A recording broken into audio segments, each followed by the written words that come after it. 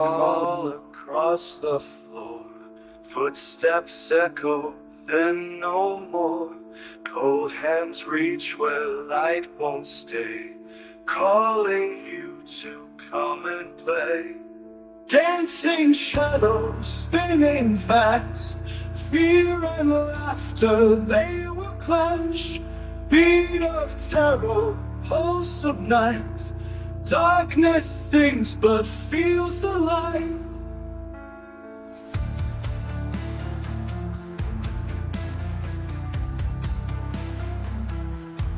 Eyes that follow from the wall. Silent voices start to call. Heartbeat racing with the drums. You can run, but still they come. Dancing shadows spinning fast. Fear and laughter, they will clash. Beat of terror, pulse of night. Darkness sings but feels alive. Eyes that follow from the wall. Silent voices start to call. Heartbeat racing with the drums. You can run, but still they come. Welcome back, everybody, to another episode of Night Terrors and Other Tales. Yes. Sorry in advance for the technical difficulties, but Yes. how are you Yes, doing, Chris? I'm fine. We've been having weird technical things. I think it's the strange powers that be don't want to get the show out tonight, you know. That's a mystery that we can add on to everything. That's But okay. how's things we used to be and what's been happening? I forgot to put my ball on here. I need to put this on for some theatricalness, you Oh, know. goodness. Yeah. My hair Well, would stand up, but I've got nothing left. I've been pretty busy, but I think the most exciting thing is the guest that we have for all Yes. of you tonight. Yes.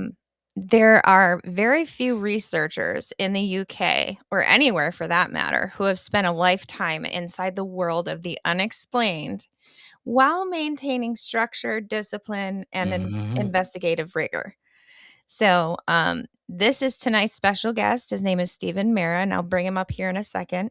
But he's widely regarded as one of the UK's most respected researchers in ufology, anonymous phenomenon or anomalous phenomena. We'll see if Yes. I can pronounce all these, Mhm. and the supernatural. So he has more than 1,000 hours of mainstream and alternative television appearances examining cases that most people just never even get close to. He's also the chairman of MAPIT, which is Manchester's Aerial Phenomena Investigation Team. And he's the founder of the scientific establishment of parapsychology, which was created in 1996 to bring structure and standards into the field, often criticized for lacking both. So, without further ado, there's so much I could talk about this I man, know. but without further ado, please everybody welcome Stephen Mera. Welcome.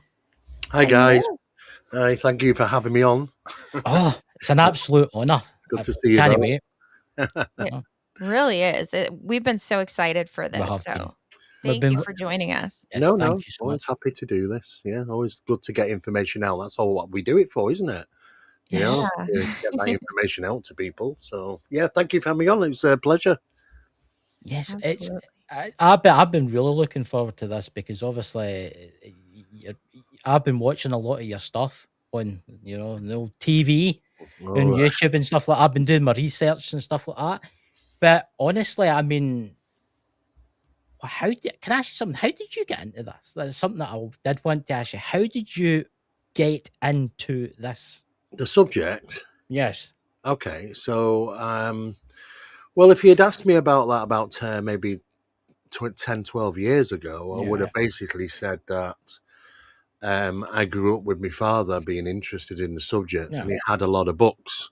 So Mhm. when I was young, I was reading, some of the books that people still read today, Yeah. and had a fascination for it. Now, but that's not quite the truth. I mean, um, it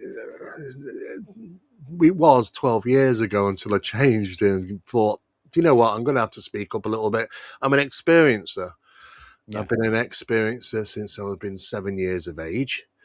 Mhm. It was kept out of the of my work basically because we've been an investigative researcher. I didn't want people to think that my conclusions would be biased because I've been an experiencer. Mhm. So I left that out. But you know, time goes on, and you think to yourself, "No, damn it, I've got to.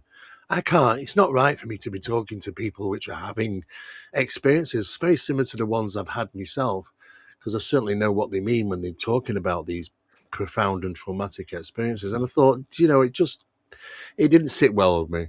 And as times changed, people thought, well, no, you can be an investigative researcher Yeah. and be an experiencer. You know, but early on, you know, when I first started, that was a bit of a no-go area. Mhm. You know, you either were an investigative researcher and you know, or if you're interested in the subject and you were an experiencer, you wouldn't be investigating it. They thought it was a bit biased back then. But it isn't. And, you know, if anybody can just do as good a job, and I'd say that to anybody out there, if you're an experiencer, makes them no different in regarding, you know, in fact, there's some bonuses, you know, when you start Yeah. to realize when dealing with people who have experiences, shared experiences, things that they've had, like, you know, might be the same things that I've been experienced. So I thought I'd just come clean, you know, about maybe 12 years ago and started to come out with just basically telling people the truth, really. And though that my dad did have books, actually, when he was interested in the subject, you know, but that wasn't the excuse. I mean, my dad was into the subject because of my experiences from being 7 years of age, Yeah. you know. But Wow. it took him a long time to get used to that. I mean, it took me to a child psychologist at 10 years of age to try and work out, is it something to do with me? Yeah. Yeah, that had to be Yeah. just a very scary kind of time for you. It was terrifying to begin with. Yeah. Oh, for sure. I mean, I was an only child, so it was terrifying, absolutely terrified. Um, but it changed my life. It changed my processes of how I do things, everything. It's geared, you know. And I tried to get away from this subject a few times because I'm an engineer by trade. Yes. Yeah. And I did telecommunications, electronics, alarm security, engineering, fire security. I've done all them. So I ended up being contracted to NATO, and Yeah. I worked on some very specialized telecommunications stuff there. And but the phenomenon just keeps dragging you back, dragging you back. Yeah. So I know that I'm paddle with the current now. Look, this is where I was supposed to be. Yeah. Maybe it was from that Yeah. initiated experience after being from being 7 years of age. Maybe that's what puts you on the path. Yes. And I Right. think it's the same for many others. I mean, only recently, Gary Nolan, and you know, when Gary Nolan first came out, I assume you know Gary Nolan, you've heard of Gary Mhm. Nolan Mhm. Yeah. from the SRI. He's been doing a lot of research and involved in the subject of UAP, is what they call it now, Mhm. UAP. Mhm. Now, I said when he first came out, and I thought, how much is he involved? Well, he's suddenly come from nowhere and he's involved all this. He's an experiencer. And I said Mhm. years ago, I think about 2, 3 years back, I said, look, he's an experiencer. There's no way he's come from where he is to there and Yeah. maintaining where he is now if you haven't experienced it. And I think within the last couple of weeks, he's actually come out and said, you know, that, oh, yeah, these beings were in my bedroom when I was a young lad. Yeah. And I thought to Wow. myself, bingo, you know, there Yes. is a pattern to this, you know, why Mhm. people are involved. Some people I still know, and you'd know them by name, these people, Yeah. Mhm. researchers around the world that I'm good friends with. They still have not come out and talked about being an experiencer. And I don't know why, but, Yeah. you know, they're spending their life writing books and in this subject, but they just don't want to go there, you know. And Mhm. Yeah. at first, it's up to them. That's up, you know, if they feel a bit uncomfortable about it. But I know some of experiences, you know. Right. So it's up to them, though, if it should come out. So I did. I eventually broke the ice on this one. And then, of course, I was asked loads of questions about those experiences. Absolutely crazy. For by many people when I first came out about it. So interesting it was. So Yeah. that's how I kind of got into the subject. See? Wow. So with the experiences that you've had personally, and then hearing all of these stories from other people, but also knowing that some people aren't coming forward to share those experiences. Is there anything, like any specific advice that you would give to somebody that maybe has had this experience and has just been trying to figure out, well, how do I come forward with something like this? Well, the best advice is you've got to talk about it. You've got to share these encounters, experiences with somebody, otherwise you Yeah. go absolutely nuts. You've got to get it off your chest. You don't need to feel that that you might get ridiculed. You don't need to fear the fact. I mean, look, what's more problematic is that you keeping this to yourself. Right. And the Yeah. longer it goes on, the harder it is to get it out. So I would say, look, just be open and talk about those experiences. It's not the elephant in the room at Yeah. conversation anymore. It might have been years back, but it's not. Look, we're 2026 now. We've come on a lot. You Yes. can comfortably talk about these subjects now, even in an official capacity if you wanted to. People need to talk. People need to tell people if they're having trauma or problems, because Yes. it can lead, if you keep hold of all that, it leads to problems further down Yes. the path. It really does. Yeah. Mhm. So Yeah. just be open. Don't be afraid, and just talk. You've got to share these Yeah. experiences. It's like people that have been like abducted Yeah. by our little friends or whoever they are, and they keep it in, and they don't want to talk about it, and they don't want to talk about it. And it builds up and it builds up, and eventually that will do harm to them. And I do feel, in a way, too, some of them are like, how can I say this? It's like, oh, will people ridicule me? Will people make a fool of me because I said I had a UFO experience? I was beamed up. They were doing things to me. But I think now, because of like UFO disclosure and things that are getting on, where especially you and TV and stuff like that, I do think it's a better time. Maybe long ago, maybe in the 90s, no. I think No, people it laughed wasn't at you that and then. stuff, you Yeah, know. 70s, 80s, and 90s. People really didn't. I mean, this is why we had a few support groups. There are not many support groups around now, unfortunately. But the phenomena hasn't subsided. Just the reporting of it is subsiding. Got it. Yeah. Because people don't talk about it. And when they do now, they might even just post it on the internet, on YouTube or TikTok or places like that. And it's basically alive for a day and then lost amongst Yes. the millions of other videos. It doesn't come across our desk very often now. Not Mhm. like it used to in the 90s and 80s. It's crazy to think that, it's the phenomena hasn't happened any less. It's just the fact that people are talking about it a little Yeah. bit less right Yeah. now. Well, in fact, I would argue the point that it's actually increased. Yes. Phenomena has increased. And I tell you what, there's what is we call is directly proportional phenomena. In other words, the more people that become aware of it, the more it becomes aware. You understand Yeah. what I'm saying? Yeah. To people that have never heard the subject about UFOs or never thought anything about it, suddenly they're watching TV all the time, and every single day on the news now there's something, UFO this, UFO that. Yeah. And then next minute they're like, wow, we saw one. When? Yeah. Well, last week. And have you never seen one before? Well, no. But why all of a sudden? Well, there's like this. It's like it's around consciously, and it's connecting with Yes. people who have a bit of interest. If you've got a bit of interest in it, you're going to experience it. It's Mhm. it's weird. It's strange how it works like that. I Yeah.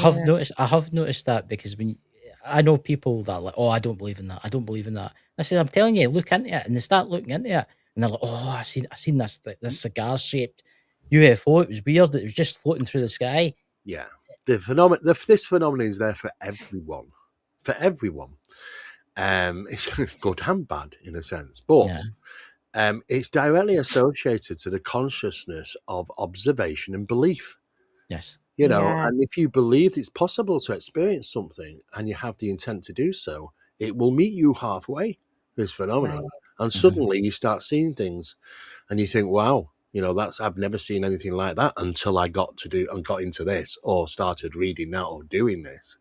Yeah. It's a story that keeps repeating itself through generations. Yeah. It's so interesting that you had mentioned that too, because it was something that I've clearly tried to tell people. Belief has so much to do with any experience that you have in life. But For sure. what Yeah. what kinds of standards of evidence do you personally require before you even consider something to be unexplained or to be, Yeah.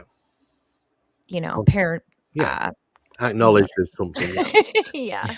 Okay. So, well, that's changed over the years. I mean, I've been doing this for a long time now. So, I mean, back then it was like, wow, when photographs and we got, people started getting cameras, not, there were no cell phones out then, but cameras. People started taking photographs and they would put those forward as evidence. And, back then, when I was doing it, you'd have to get the negative. Which people, the kids now would look at you and go, "What's a negative?" Yeah, right. What a slide. Oh, slide, yeah, exactly. They just wouldn't know. But we would have to, interrogate, analyze the negative to see if there's anything, if there's any alterations and anything that looks a little bit unusual, which might lead it to a rational explanation. But we did consider that evidence, photographs. And if you were lucky enough to get it on a video, not many people filmed much in the skies on those old video sets. And I'll tell you, the reason is because they're about this big and too damn heavy to point up at the sky. People walk around and film weddings and holidays and things like that. It was a big VHS tape go on it. So it weighed about a 5-pound sack of potatoes on your half its shoulder as well after a while. And I used to have them, and but you're not sort of, it's not a sort of thing you can easily adjust it around the sky. So people weren't doing it much. And as they started to get smaller and smaller, they ended up into the high 8 range, which was a small cassette. And people started to be able to film with one hand instead of holding the machine one hand, and they could, but that was good. That was classed as video evidence. But now the priority is shifted away from photographic and video evidence to independent witness statements. In that they got 2 independent witnesses, for an example, who both saw the same thing from 2 different locations. Perfect. That's really comes in at number 1 now. As in good evidence in regarding an incident like that, as opposed to the camera and the photographs and video. It dropped down simply because we've got to the point where the people that are creating fake photographs and video is better than the software that we use to analyze the damn stuff. Oh, wow. So it's been a constant technological battle. They get better, we get better, and now when it's leveling off slowly to the point where we can't tell. We can't say for 100% sure that isn't fake. Right. I've came across this where people have like, "Oh, have you seen this? Have you seen this UFO?" And I'm sitting looking at it, and it looks real. It looks real. There's one in particular, and it's like, I think it's Denver in the United States, and it's a UFO. It's hovering, and I'm looking at it, and I'm like, it's about 15 feet off the ground, but there's no shadow underneath it. There's no shadow. You would suspect like a shadow. You would expect it. Yeah. People believe it's real. And if you look at it close enough, you can tell that that's like CGI. You can tell it's AI. You can, yeah. You get an eye, don't you, Chris? I mean, when the more you look at this stuff, you get an eye for the CGI, But they're coming away from CGI now. I know.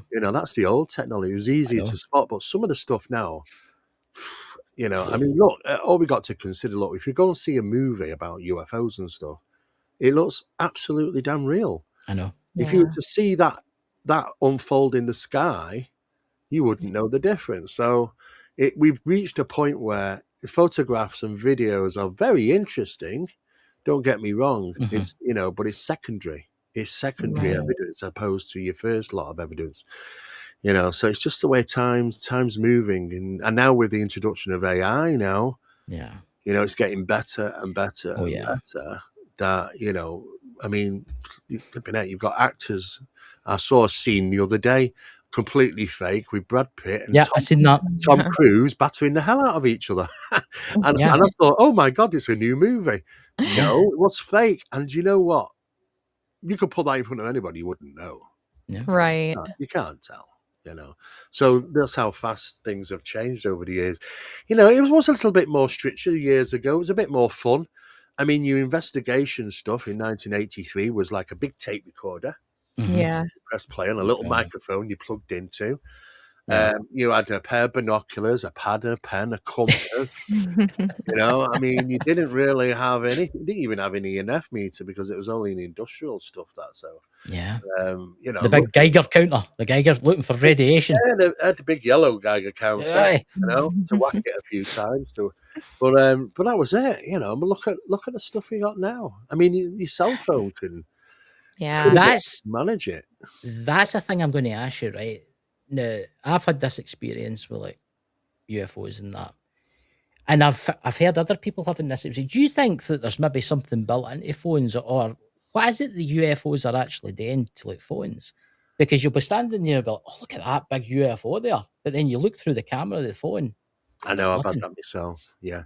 The problem is that it's not so much the alteration of the cameras being affected so that it shows up something different than what you see. It's our perception or what they are doing to us in regarding how we perceive them. Yes. Oh. That's what it is. It caused mass confusion initially because people thought it must be affecting the camera because the cameras like I did. I saw craft came right over the house like they do, but it was a strange shape. It was like a diamond, but longer at one end than the other, Yeah. and it Wow. had Yeah. it had orange and red lights on the front of Yeah. it, and the whole thing was kind of glowing as it slowly moved over the house silently. And of course, I went out I was filming it. Can't get it on camera. The only thing Yeah. it's produced on camera is a ball of light. Yeah. An orange ball of light, and I'm filming this, and I'm seeing a craft, but my camera wouldn't do it. And it's not just me. I mean, I called somebody else, and they got their camera out, their phone. Exactly the same thing for them. I would say, whatever this thing was, which I believe the camera was probably correct, that this is what you might refer to as the classic is UAP, an intelligent ball of light. Mhm. These tend to be the predecessors of manifestation, predecessors to encounters, and many other, even a predecessor to UFOs appearing in the sky. That's in craft, should we say. Mhm. Sometimes they're seen together, just like the balls of light are seen together in, many Bigfoot sightings. Your balls of light are seen in paranormal phenomena. So they'll go right across the whole chain of subjects and topics. But it was more like maybe I was filming what I was real as a ball of light, but what it was projecting to the observer was a structured craft of some sort. Yeah. So that was a bit of a tricky one because we've got to understand that sometimes what we see is not exactly what it is. Perception's significantly altered. Now, don't get me wrong, there are crafts, Mhm. they're physiological constructs, Mhm. just like me, you, Mhm. everybody, the chair, the table, all physiological constructs. But they can create physiological Yeah. constructs. They've done this through experiments, specialized experiments in government labs and things like Yeah. that. They've demonstrated how they can manipulate reality and the physiological construct manifestation. So something manifests and becomes a physiological thing. It's real. It's physical. It can interact with you. They can do that with a craft. The craft is part of the phenomenon. It's not a Wow. vehicle to carry them in a sense. Mhm. We like to think that way because we think that way. See, Yeah. But it when can you be was physical. You can land on the ground and make marks on the ground. But then Yeah. Bigfoot can't it? But oh, and then suddenly you've got half a footprint and it disappears in the snow and you think, where did it go? I mean, they're metaphysical phenomena. So, based on the things that you have personally witnessed and studied and seen, what is one case that really stands out as resisting conventional explanation? Is there one off the top of your head you can think Oh of? God, well, there's loads. I mean, I've done over 1,200 cases in 42 years. So there's a lot. But people say, I do have rational explanations for cases. Well, nobody wants to hear them. Nobody wants to hear when I found out it was fake or it was Mhm. a misidentification, Mhm. or it just Wow. wasn't true. Nobody wants to hear that. They always Yeah. want to hear about the things that weren't, Right. because anybody that's investigating will know this, will know that you've got to have a certain amount of opportunities arise for you to get those really good cases. For me, the SCP was the Scientific Establishment of Parapsychology was first formed to deal with corporate companies on a confidential basis. This is why you might look for the Scientific Establishment of Parapsychology, you probably won't find anything of it because it's not a public thing. What it is for, it's for the Public Relations Office, the UK's Public Relations Office. That's where they've got all the details. So we ended up doing about 16 and a half years of corporate confidential cases for the Ministry of Defence, for the police, the CID, businesses, shops, believe it or not, supermarkets, office buildings, and even private landlords. We did this on a corporate level and confidential as well because they became our clients, you see. And everything was done to keep it out of the press. That's the whole thing. They don't want press. They don't want bad press. Who wants bad press when you're a company associated? If you've got a haunted house and you're renting it, that company doesn't want that information out. They're not going to be able to re-rent that home. And, that's the problem. So certain protocols are written, and I've come across so many incidents over the years. There's been the odd few which have sort of stuck out and surprised me.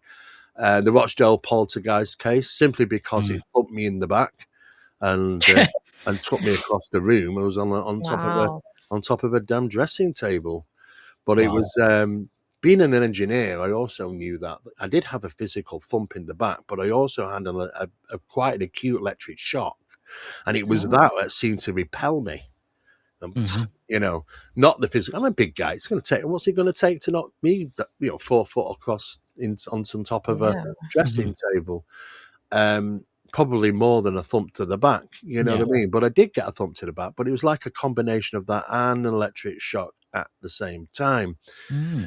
So there is an electrical part of the poltergeist infestation. Electrical, there's something about electricity or its power to inflict injuries.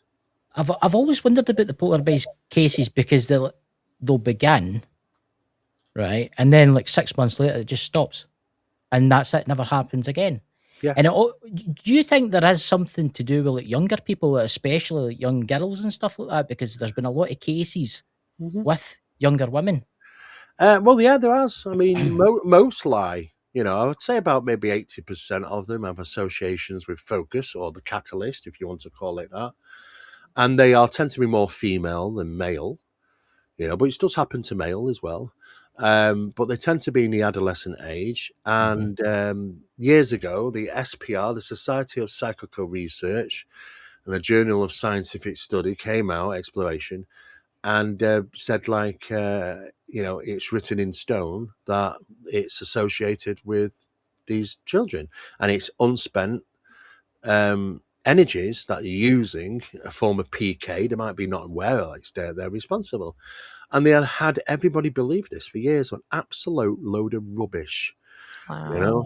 I mean, look, I'm not going to rule out the fact that could happen, but it's certainly far from written in stone. I mean, I've investigated poltergeist phenomena in a couple's house where they were both in the 70s.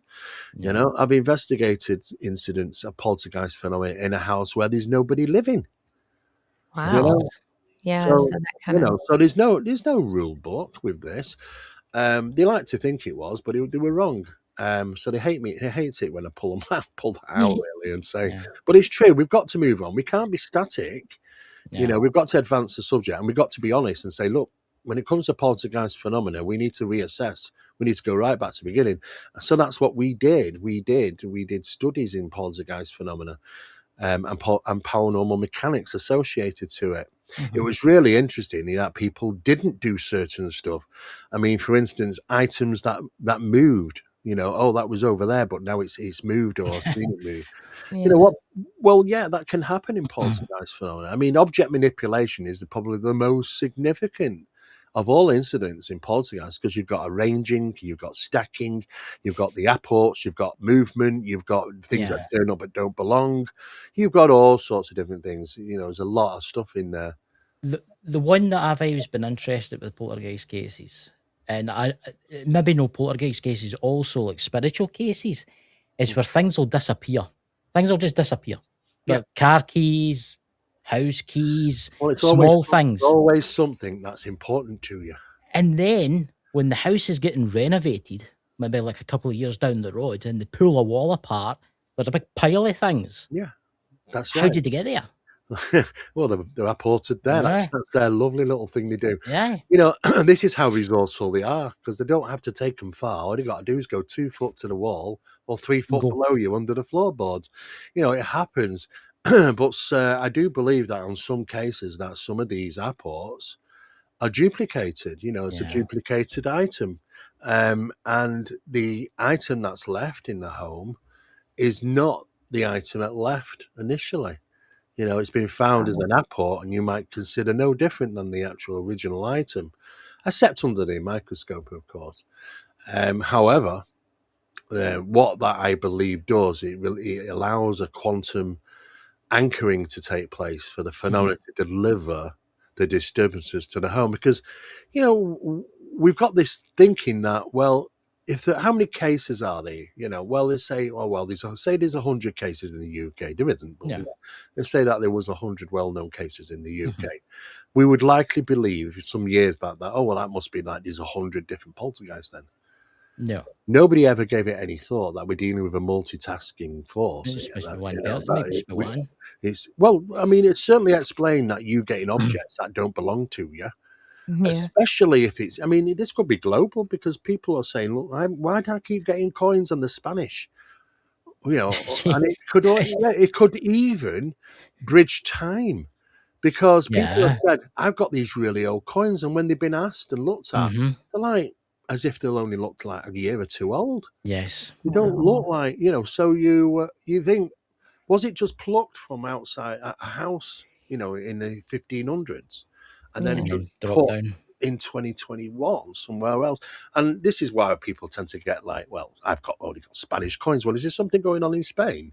You know, see, that's interesting. You say that, because if you go back in time in the 15th century in Spain or whatever, the guy will be like, where's my gold coin? It's just disappeared.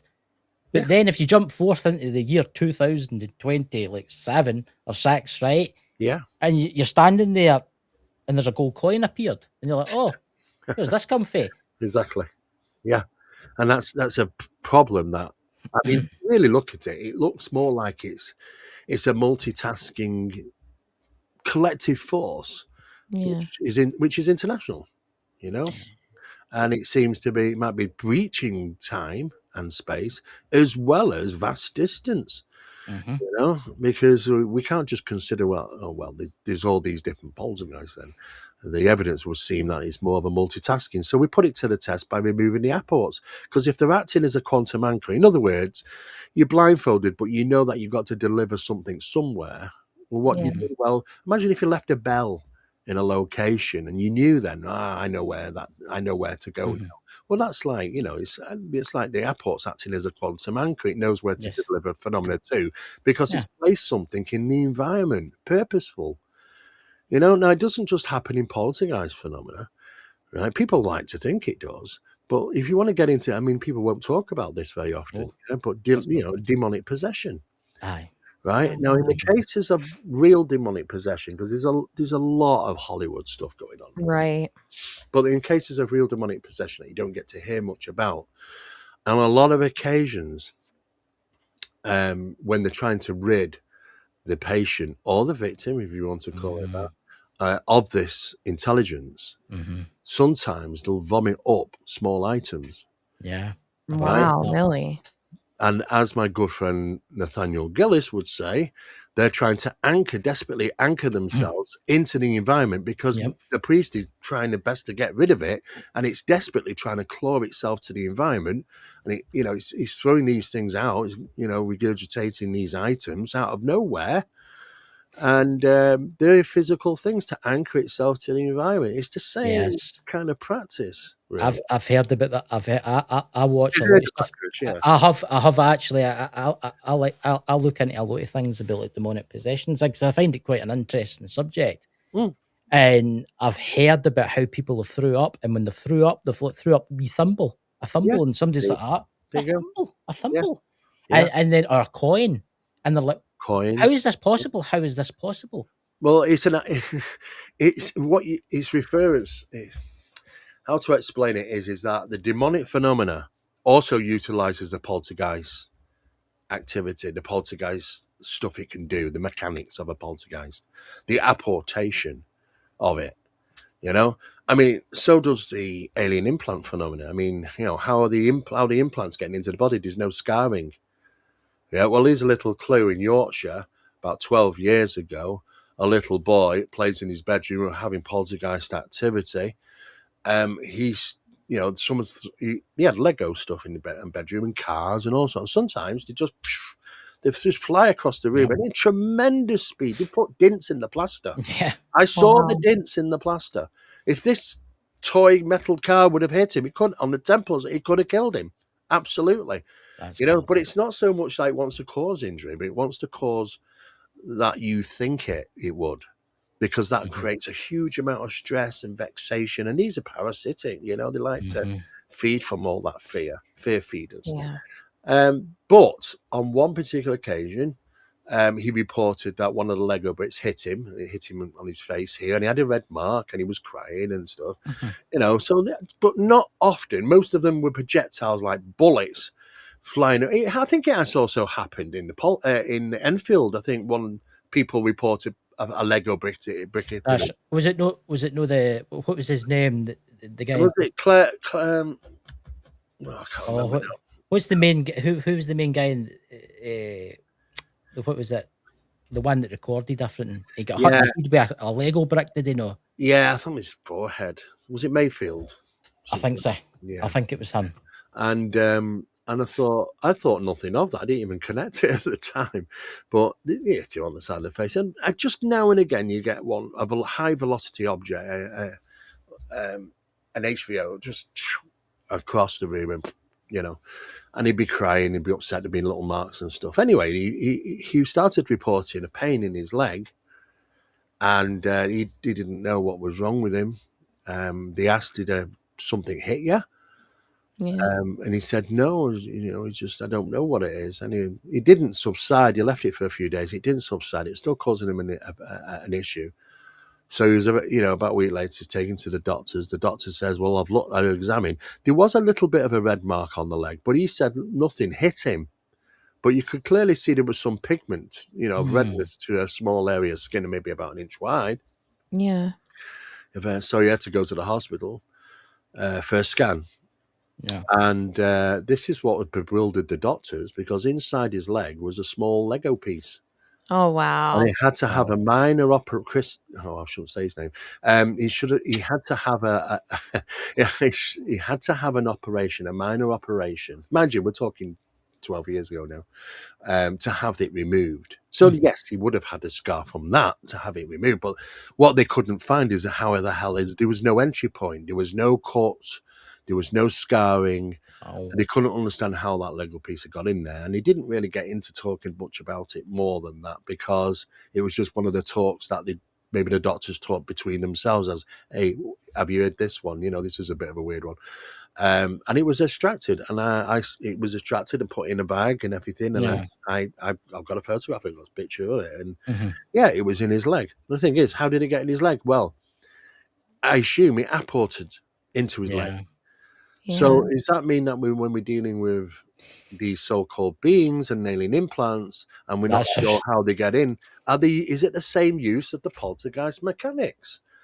You know, yeah. And actually, while you're bringing this up, do you believe that, you know, this is just an example of one of those mechanics that also could be in common with other activity?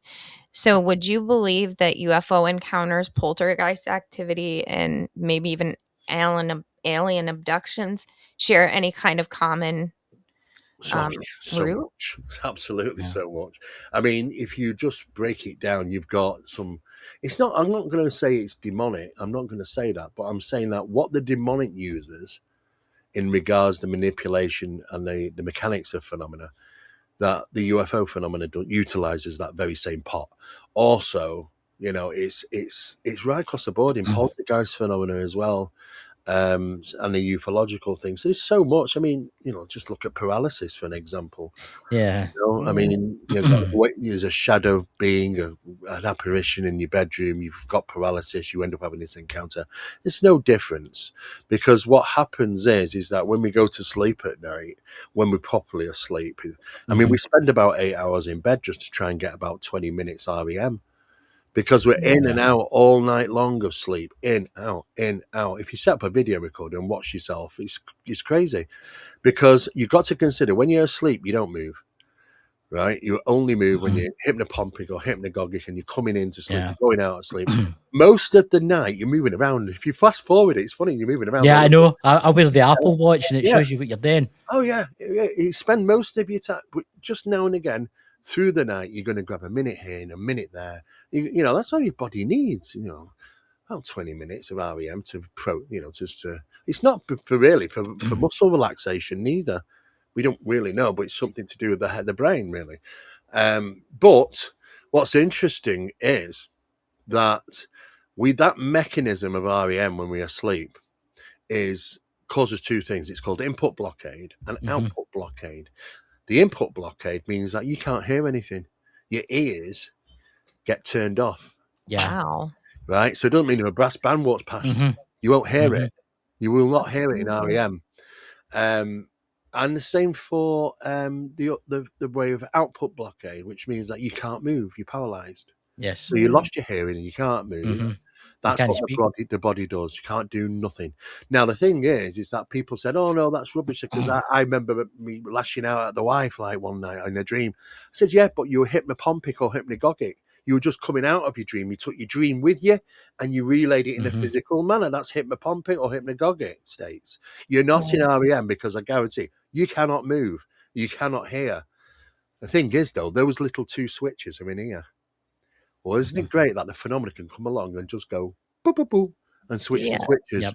It doesn't have to deliver something special. All it's got to do is interfere with the electricity in your brain, the electrical impulses. And that's what caused those switches to be switched. Thus, you are paralyzed. See, that it's only happened to me once. For the love of God, I hope it doesn't happen tonight after saying that. Nice, but it only happened to me once. I don't know about Sabrina. Have you ever had it, Sabrina? I was about 15 at the time, and it's when I started to experience all my psychic stuff. And it wasn't in this room, but it was the room across. And I woke up, but I was lying on my stomach, but my head was turned that way. Couldn't move, could not move, could not speak, couldn't hear anything, which was interesting. I could not hear a thing. But what I could see is I could see this person standing. But what was weird, it was as if I could see through them. But they weren't like a ghost. It was weird. It wasn't like a spirit, because I could see like their organs.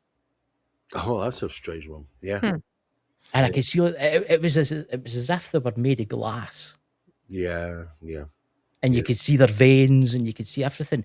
Yeah, and I woke up maybe like 4 hours later, but I've still had that memory. Well, yeah, I mean, science wants to argue that these are just night terrors, and I will always argue against it. Why do you not wake up and see a furry dancing dragon? Why do you not wake up and see a relative? Why do you not wake up, and see a dog or something? I don't know. Why is it always something really weird and strange? There's my argument for all the scientists in the world, because they like to say, oh, no, it's just well, no, it isn't. Because this consistency, it shouldn't be consistent that the people are having those experiences. What happens is under those states, you are more aware of what is around, and phenomena is, I mean, look, people have said to me, Steve, when we're asleep, we might actually be nearer to death than we are in actually alive.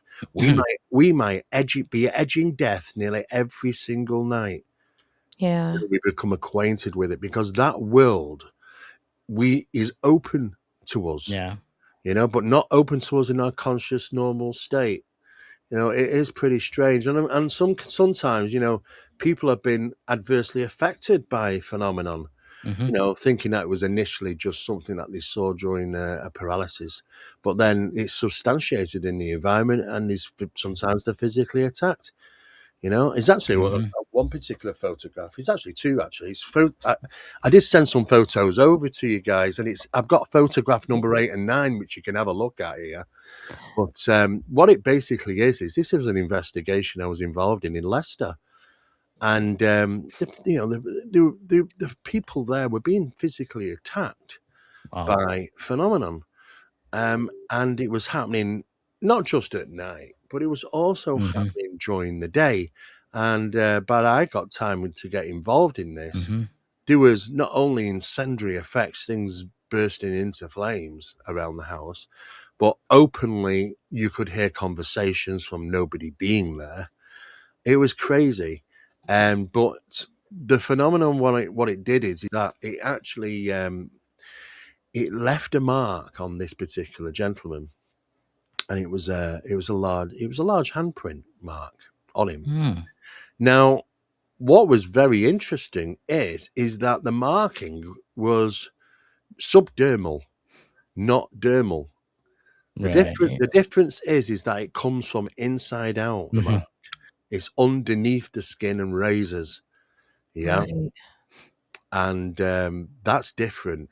But apart from that, though, the hand was large. It also had quite long nails, like talons, on it. See, it makes you wonder. I mean, you're doing the demonic route and stuff like that, right? And I've wondered this for a long time. I mean, maybe the demonic, let's just say demons or whatever they are. I don't particularly believe in them, but I do believe there's something else, because obviously the religion only goes back to a certain point. What happens if these are interdimensional beings? Well, there you have it. Right? Yeah. And they're coming into your existence. They're not really coming to scare us, but they're coming here as maybe like scientists, and they're maybe doing little experiments. Yeah, a lot of them are. Yeah. A lot of them, I mean, they do different things, Chris, to be honest with you. Some of them are just tormentors. Some of them are fear feeders. Some of them are tricksters. Some of them have planned agendas to do certain things. Some of it's about biology. Some of it's about genetics and DNA. There's all sorts of different things. But I would agree that demons don't exist as far as I'm concerned. But then I would also argue that maybe angels don't either. And it's not because I don't believe in angels and people witnessing, but I believe in an archetype. I believe an archetype with certain intentions can appear as an angel. Yes. If you understand what I'm saying. I don't think, I mean, if we were to go by archetypes, we're talking nearly 5,000 of them.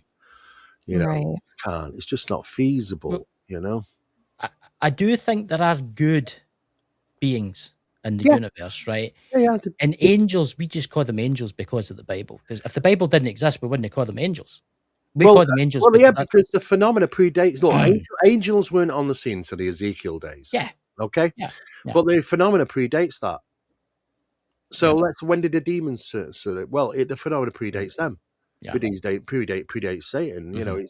So the thing is that the religions of the world have been built upon phenomena.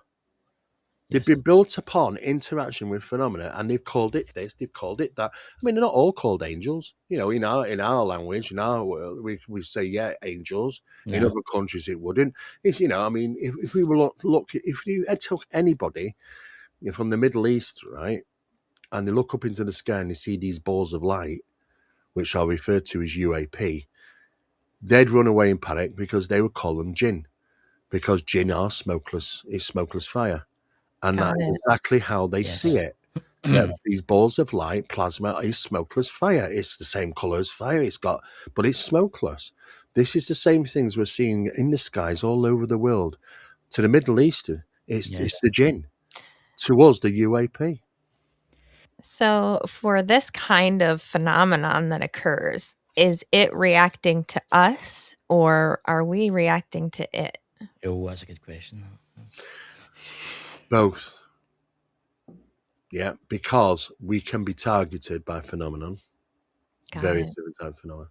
We can be certainly targeted. And that's if we fit in their plan, or if they want something from us, or they want us to deliver something in 10 years' time, whatever. That can happen. A lot of the time, there's a cohabitee. It's a conduit that it takes two to tango, in a sense of speaking. Yeah. In that, we might be unaware of how much we're involved, but there certainly is a partnership programs which do take place between the individuals and the phenomenon. And then, of course, it's just us. There's certain people that have the ability to reach out to it, into the ether, into those different levels, you could say. And but you know what? This is a problem because not everybody can traverse all levels. Yeah, some talk to spirits, some talk to other things. Right. There are sequences. There's a hierarchy, like layers of an onion. Not all people penetrate that, but the phenomena can penetrate all. Yeah. Oh, You wow, know, yeah. and that's the problem. It's because it can guise itself to be anything. We've had Yeah. balls of light turn up, and out of this ball of light came the manifestation of a deceased relative, which Yeah. communicated with them. So you think, oh, right, it's a spiritual thing. And this is why the nuns and the priests many years ago thought the balls of light was showing spirits in purgatory. No, because what they didn't realize in these nunneries in France and stuff is that the two of these balls of light, which were passing down through these long corridors in the middle of the night, usually around about 3 o'clock in the morning, interestingly enough, which is, yeah. Yeah, So that's really it that's is interesting. interesting, a 3 o'clock thing, because people are mostly asleep by that time. If we were doing a study, Me. we'd say how many people are mostly asleep at a certain time. We'd say 3 o'clock. Yeah. It's also some suggested that it's a mockery of the Trinity. Who knows? Yeah. But I don't think so. I think No. it's just that's what they want to see it for. But Right. two of these balls of light, size of basketballs, come flying through, and they're traveling about 25 mile an hour. They're traveling fast. Wow. Right, a nun comes out. It's because some of them are up through prayer through the night and stuff, and see these two whoosh whoosh go right past. They go down. She looks. She's going down the corridors at 25 miles an hour, and they take a sharp left at the time, Yeah. at the bottom, and then they go into one particular nun's room, and then they manifested things as non-human entities, and did some horrible things to that nun. How do we know? Because she documented every single experience in a diary. And then she passed that to the Vatican, the church, and the Vatican got that diary and changed the story to she was experiencing Cupid. Appeared in the room with Cupid's arrow. Wow. It wasn't. It was a 3-foot being with a long prong thing in his hand, and I'm not going to even tell you where he put that. It was an awful ordeal for that nun. But the fact is, that's what the Vatican did, and it's not just that; they do it with all of them. Francis of Assisi and many others. They turn it into this religious connotation when, in fact, it was never that. So they know. They know. I will say with the angel kind of aspect with things. I mean, Sabrina, you've got thoughts on this too. I know that. I mean, with the angels, we know them as the angels because the Bible calls them angels, right? But they don't actually look. You see, angels, they don't actually look like the beautiful swords and shields and armor. They look like you and me. That's because I've had experiences, and I know Sabrina, do you want to come in here? They do. And don't get me wrong, some of these have good intent. Absolutely. How do we measure good intent? Well, there's a little bit of a problem here because the thing is that phenomena can guise itself. Okay, so in other words, the archetype, how do we know this? Because the archetype has changed during the experience that people have seen. In other words, it couldn't hold it and changed to something else. When pressured, it's changed to something else. So we can't trust our eyes, because the archetype can change its form. Right. The problem also is that it floods you with endorphins, so you feel euphoric. How do we know this? Because we've got statistics and measurements of the overproduction of endorphins in the body after net abduction cases. So we know that they're being flooded with endorphins to have the sensory of a euphoric experience. We take it one further. We talk, with people that had pretty much nice experiences. 4 or 5 incidents of alien abduction cases, believe that they were communicating with her, trying to teach her stuff, trying to let her know of things and stuff.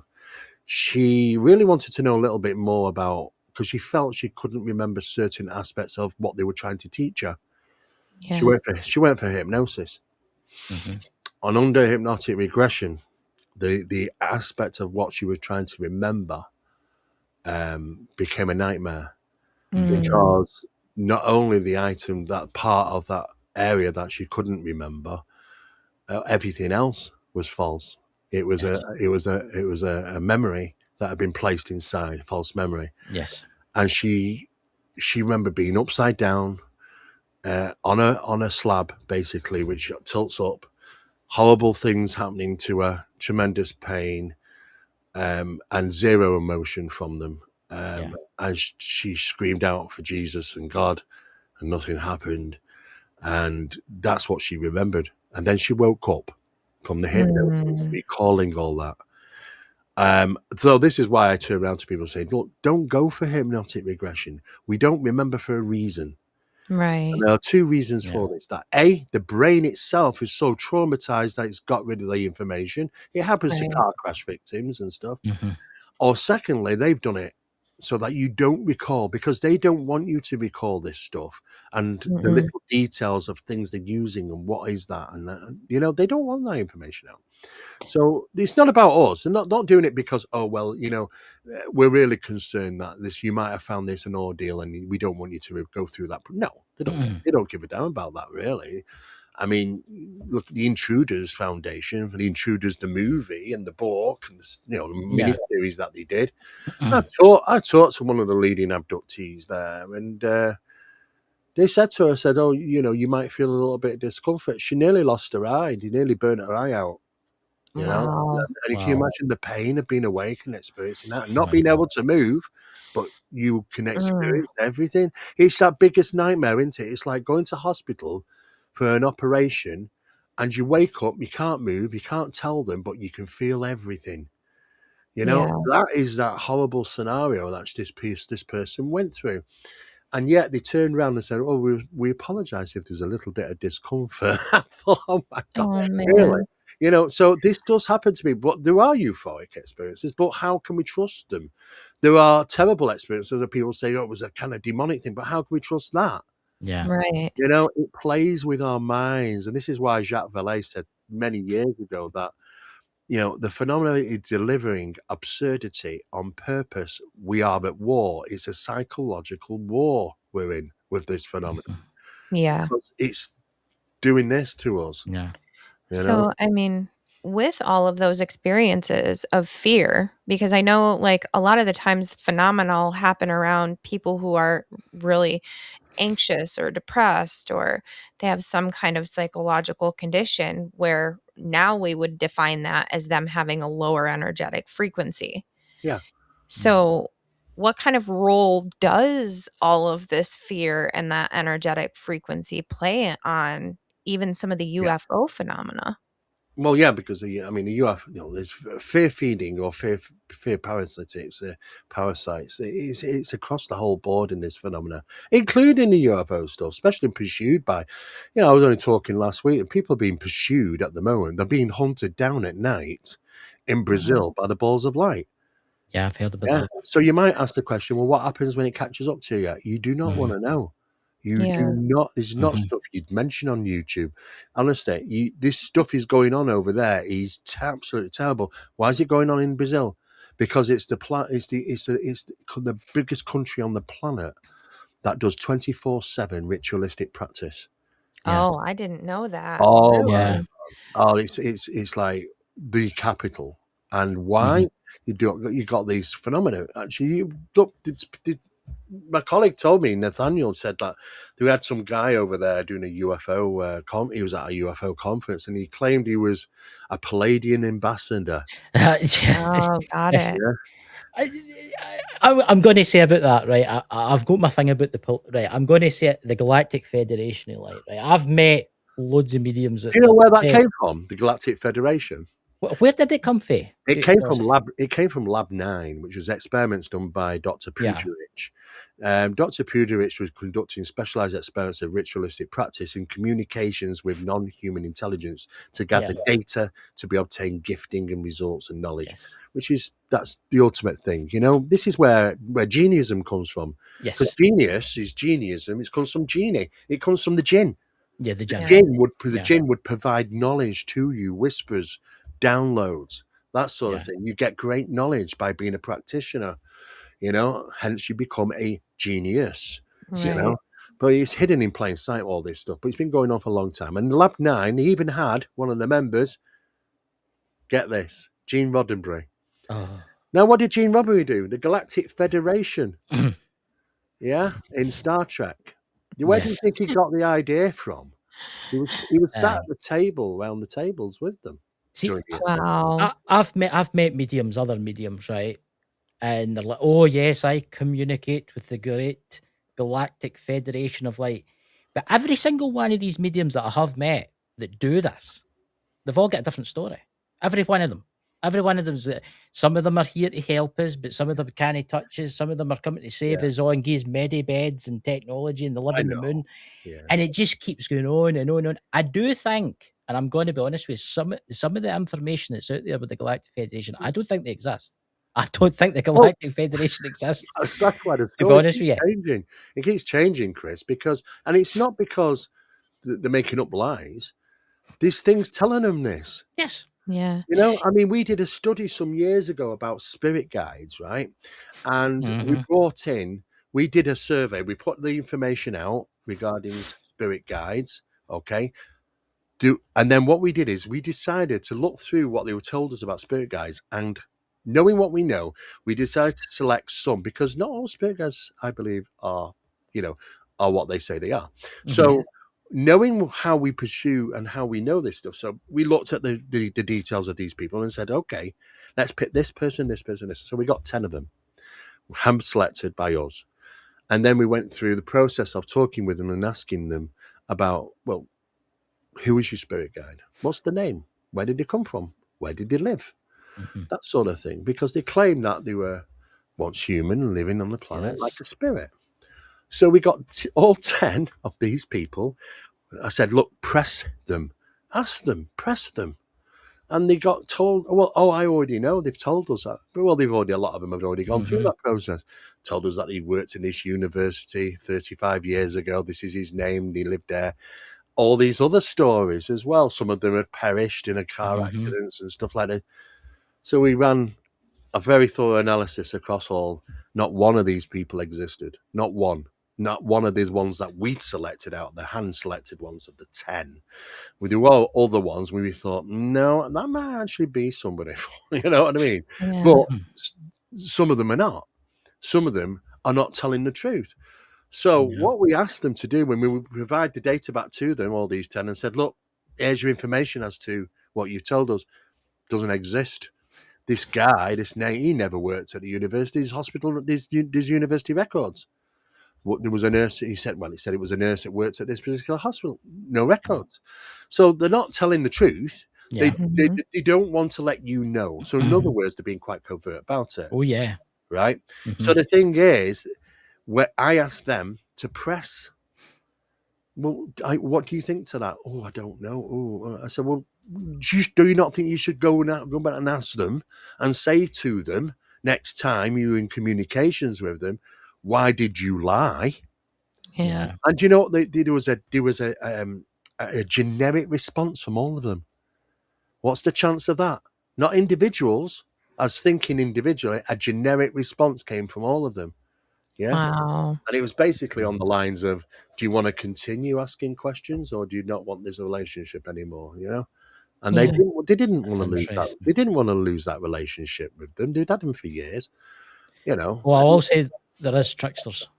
There's tricksters. Yeah. Oh yeah. And there is genuine. There is genuine. There is genuine ones, but we knew from what they were telling us, they're dealing with an imposter. Oh yeah. They're dealing with an imposter, because there's little things they say. And it might be, I used to work in a hospital, or I used to work, in a university. But as you look, it's like they're just changing certain names, but it's the same kind of thing. Yeah. So we thought, there's a trickster. They're following a protocol. They're all following a protocol. They're following a protocol, which means there's a mechanics, there's an intelligence, there's an order, a pattern, a rule book of some sort. You know what I mean? But you know what? Not one of those 10 people wanted to lose the communications, even though they knew they'd been lied to. Yes. And I thought, yeah, exactly. That's what happens. you know. So Mhm. within these structured things that are happening, these communications of spirit or whatever, you've got the imposters, and that's a problem That is a because some problem. of these people had been communicating for over 15 years with Yes. some of these, you know, which is a problem. It's a problem sometimes. We don't know, do we? No. Actually, that leads to my next question, which is okay, try to follow me on this one because this is kind of funny. But Okay. what if we are the ones that are creating all of these experiences through collective conscious awareness, or I don't know, telekinesis, or there's something to be said for collective energy and thought. Yeah. So what if we are all just creating these experiences, and then also we are these beings that are doing this to ourselves? Mhm. Well, we can never rule that out, Sabrina. You're absolutely right. These conversations have been going around in circles for a long time. You know, we can never rule that out because when we experience phenomena, we experience it through our eyes, our ears, all our senses. But the thing is, all our senses can be can be manipulated, and we can provide. I mean, there's no difference than having a schizophrenic hallucination. You could Yeah. say, because they'll say they touched me, they pushed me, you know, Right. I was in conversation with me. This is the clothing that they had. How do you know in that person's mind it's any different than reality itself? You can't. Reality is not what you think it is, of course, because it is simulated. We know that now. It's designed in a conscious mind, our reality. Yeah. And there are things which are outside of that and can manipulate the very fabric of our reality to go about their Mhm. business, which this phenomena can do. But the problem is that we've got to try and determine the experience of it. The experience is what we obtain through eyesight and hearing and touching and all those things. But each and every one is made up of an electrical impulse. Yeah. Everything Yes. is made up of that. So something can be induced where you would not know the difference between Mm. this reality and any other, to be honest. In fact, that's happened. You know, you want to talk about Oz factor experiences, a man, a woman, and a 9-year-old girl in Lancashire. One lovely day, Saturday, they're going down this road. It's a big main road, high street sort of thing. There's shops and there's cars. It's busy. It's sunshine. They look up, the wife, and she sees this ginormous triangular craft, and it's just hovering there. And she can't Wow. believe it. And so her husband looked, and all three of them are staring at this thing. And they couldn't understand when looking around Why why, no Yeah. one else? why you can't miss this thing. It's so big. Why is not anybody else seeing this? And you know what the next thing happened? Like that, when they were looking at the object, suddenly there was no noise. They looked Yeah. around. They're still on the high street. They still got shops. No people. No cars. Wow. Nothing. Just Yeah. them and it. And then they had the experience.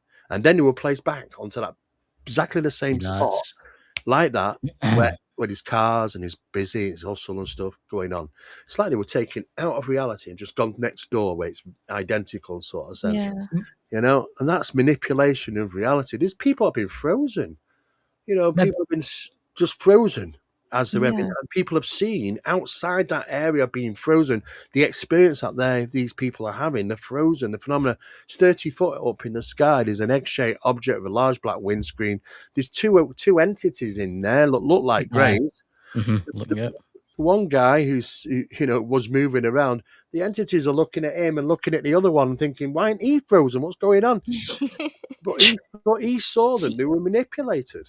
I've Wow. I've always wondered about this. Right, let's take the Greys. Let's bring up the subject of the Greys. I can't help myself. I've got to talk about them. Right, we know that they're like clones and they're made. Right, they're Yeah, basically the by mechanical droid kind yeah. of like beings. Right. Hmm. What happens if, and let's just go with this might be far out. What happens if the interdimensional beings, right, can't really exist in our reality, right? They can't exist, right, for some weird reason, right? So instead, they think, oh, we'll make the Greys and we'll make some spaceships and then we'll send those Greys and those spaceships to their reality to do the abductions for us and things. Well, we don't know who the masters are yet. We've seen all the people. We've seen all the chess pieces on the board. You know, but we Yeah. don't know who's the guy at the top. Who's the one that's in charge? Who's the Well, I one? think there's a lot of them. I think there's different ones. They might be different Yeah. ones, but then if they are different ones, how do we know that that's not the archetypes as well? See, that's the problem. Right. That is the problem. I mean, there are people that believe that there is a higher being, but that higher being, why do people rule out God? Right. Because the phenomena has godly abilities. All has. Mhm. Beings have been seen to walk on water, float through the air, change one item to a different item, do all the wondrous Yeah. things that Christ could do. Absolutely everything. So why is it not? That's my question. I'm not saying that it is, but my arguments to people when they say about these things being so far out there, and I say, well, why does it need to be? How do you know it's not God delivering it all? Because God That's true. doesn't deliver any bad stuff, because these things do bad stuff. I said, do you know your Bible? Do you know your Old Testament? Yeah, that's the Do you thing. not read your Old Testament that says God said that I deliver the good, I deliver the evil to the righteous? Look at the flood. Exactly. In charge of it all. Well, then God is just in so many ways, like I say, we don't know we Right. really even don't know what God is, to be honest with you. So I'm never going to rule out everything, but I do believe that there is methods of protection through religious through religious beliefs.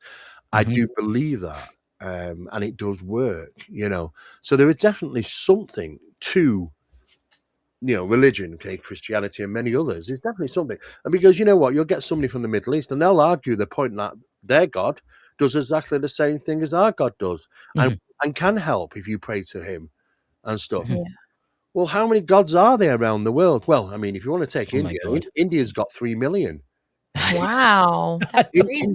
India's got they've got a God for everything. God of the socks, God of the shoes, God of God the of the iPhone, God of the loaf of bread. It's just ridiculous. But they say that they communicate with these things, and they've seen them appear, and they've drawn images of them, and they represented the blue, the green. You've got more than one arms, whatever. But at the end of the day, they said it can be rewarded by God through their gods through prayer. It's like us.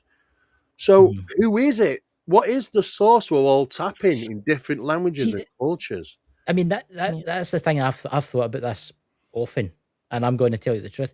What happens if, right? And again, this has got to sound out there again, but what happens if evil feeds evil? What happens if they're here, right, to cause evil in the world, to cause wars in the Middle East? They're giving them technology. They're deliberately doing this.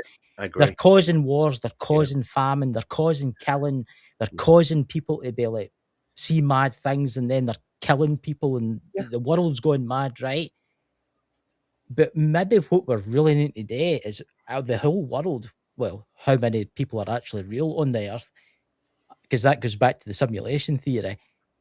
If we all became good and all enlightened, maybe the world would become a better place. Oh yeah, of course it would, absolutely. But the thing is that I think at the steering wheel of a lot of phenomena is the negative stuff. Yes, it plants. Do you know what? If you look at just Scientology believe, they believe I mean, there's some secrets of Scientology stuff coming out here. So they believe that there was an entity called Xeon. Yes. Look at the volcano. That's right.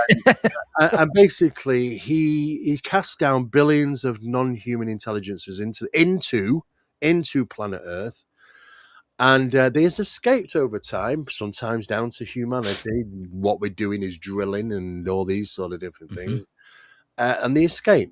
And what they've done is they've embedded themselves within humans. Yeah. Yes. And they're inside us all. And they can drive us away from God. Yes. That's what. Now, to drive us away from God, we have to start believing in bad acts, and all the death and destruction and everything that's happening on planet Earth, and they are winning and all that sort of thing. But what Scientology do when they sell you this, they say, okay, it will cost. It doesn't come cheap, but there are OT levels. Yeah. Okay, now it's about 30 OT levels, but I mean, just an OT level 70 or 7, it costs you 5 Yeah. million or something. It's ridiculous. But they teach you the practice of purifying yourself. You're purifying your soul, and that's ridding you, casting out the NHI from you for you to become pure. Now, what's a pure person? A pure person, when they've been embedded with intelligence like this, is like rubs off on the individual. They might vacate the body, but you have the capabilities to doing things that they can do, which means you can manipulate your own reality. And when you can manipulate your own reality, it means that you can guide your own success, your health, your wealth, and you can pass it on and all these sort of things. Everything tends to come at a cost, though. You know, this is what Scientology is selling. I mean, it's a cult, really, to be honest with you, in the bottom line. But this is how it's selling it. It began with Ronald Hubbard, didn't it? It began with him, and then they changed it. Oh yeah, absolutely, yeah. I mean, you know, L. Ron Hubbard. I mean, what was he? He was a scribe for Jack Parsons. He knew. I knew they were using the Thelamus practice. They were using the Crowley stuff, you know, to communicate with them, to get rocket engineering information so they could get to the stars. And, you know, and when they do this now, because you know what, NASA and other international space establishments are using sigillized rockets. You won't see these. The ceremonial launches. You don't get to hear about them. They're not televised. They're not done. But the sigillized rockets, the rockets with sigils on. And why placing sigils on rockets? Absolutely. And the sigils, I know what some of these sigils are, and they're putting these sigils on the rockets and they're blasting them up into space and they're going about the business. So people have asked why. Diana Pasulka asked, Professor Diana Pasulka, religious professor in studies. She asked why are they putting sigils on these rockets? She was told it's for them. She said them. Them who are them? He said the ones that are the sponsors, the ones that helped us get to space. So she had to start digging and researching, just as I did many years ago. And then you realise, hang on a second, let's look at all the rocket geniuses. Let's look at all the rocket scientists. Where did they get their information from? Got it in a dream, or it was given to me, or I heard words come out of the air and into my mind. You know, I've got a good friend, David Adair, rocket genius, lovely guy, you know. But I did ask David when he was in Manchester last, when I had him over talking, how did you know your information, David? He looked at me and said, came in dreams. Yeah. But these are life-changing things. You know, these are things that helped us get to space. Whose information is this? They're being gifted with knowledge like the jinn do. Exactly. So when you start to look at these rocket geniuses all around the world, hang on a second, they're doing ritualistic practices. They're doing ritual magic. It's actually interesting you say that, because then you could go back to 1940. You could go back to the Nazis, because they did the same thing. I mean, they were major. The SS, oh my God. They had I can't remember the castle off by heart, but they had a castle that was all Himmler's castle, Black Mass. And they were winning the war. They were doing bloody good. Yeah, they were being gifted though. Yes. For what they do. And then it stopped. And then they lost the war. But without getting into too much of a dark area here, there's been one particular guy who I will not say his name because but he's in the news. He's not with us anymore, but he had an island and he was very bad things he was doing there. Now the thing is what's going on in these files now. People are contacting me and saying, Steve, have you seen these files? I said, why? Why would I want to be? You've got to look at it. Why I don't want to look at? No, you've got to. Ritualistic practice, trauma-based ritualistic practice in regards cannibalism, to UFOs, gifting, and all sorts of damn things. You know, there have been a long connection between these sort of things for a very long time. This is why, at the minute, you've got people in the Pentagon panicking a bit, and I know they're doing this because I've got some contacts. They're telling me this, panicking because some of these people believe it might be demonic orientated. Oh, wow. Yeah. Right. And that certain aspects of this cannot be released because the general public would think it would be demonic orientated. Because that's, I mean, it's like, well, if it looks black and it is black, and it probably is, then, you know what I mean? This is what the problem is. Now, the thing is, it might not be, but that's damn well what people will perceive, especially in the Bible Belt areas. They will definitely, won't even work on certain UFO programs, UAP programs, because it might be demonic. You know, I mean, that's been a problem for one particular general that came out and talked about this about 4 years ago. You know, so I don't know. I don't think it's demonic, and I don't think it's the devil or anything. But there is some dart to this, you know, and it can be utilized for it in ritual practices for things. People do use it to get gifted. I don't think anybody should do it, because I think, you know, there's a price to pay for it at the end of it, for sure. We just need to look at Hollywood, and we just need to look at what goes on in Hollywood. Channel in Hollywood. You know, these actresses and singers, they've recently talked openly about it. I do ritual practices. Why? Because it helps me. I'll give you an example. She said, I'm supposed to be singing at this event tomorrow, right? This is a famous singer. I'm not going to say her name, but she had a really bad throat. She wasn't too well. Wow. So through this ritual practice, excuse me, she allows them to come in. This ritual practice, come in. Yeah. I let nothing in. I don't even let the Holy Ghost in. No, dear. But I don't blame you. She lets it in. She's singing. She hears it. That it's going. I've lost it. I've lost my voice. And something comes through in her voice, and it continues. And it was brilliant. It took over. This is what she said. Now, it's not just her. There are many people. There are also people that I know, which are personally friends, which are, let's just say that the songwriters and musicians. Yes. I'm not going to say the name. But they were approached in Hollywood. You know, do you know, if you pay this much and give us your song, we can put this into a ritual. It's going to work. It'll make that song pretty well. That goes on.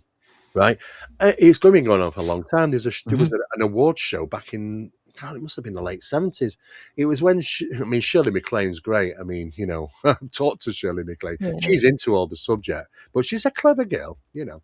And she did a film with Jack Nicholson, and it was called Tears of Endearment, I think it was. Oh, yeah. So she's at this award. Tears of Endearment's just come out, and she's at this award, and she comes up on stage and she says, and it's like an evening for Jack Nicholson, you see.